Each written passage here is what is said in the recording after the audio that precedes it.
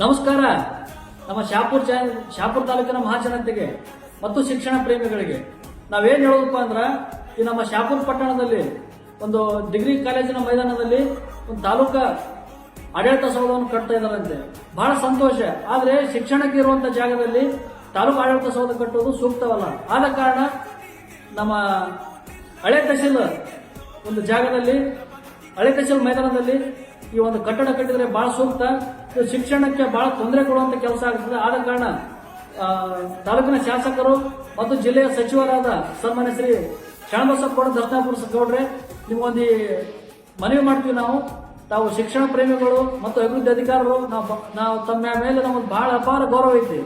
ಆದ ಕಾರಣ ತಾವು ದಯವಿಟ್ಟು ಈ ಒಂದು ಕಟ್ಟಡವನ್ನು ಬೇರೆ ಜಾಗಕ್ಕೆ ಹಳಿ ತಹಶೀಲ್ ಜಾಗಕ್ಕೆ ಕಟ್ಟಬೇಕಂತ ತಮ್ಮಲ್ಲಿ ವಿನಂತಿಸಿಕೊಳ್ತೀವಿ.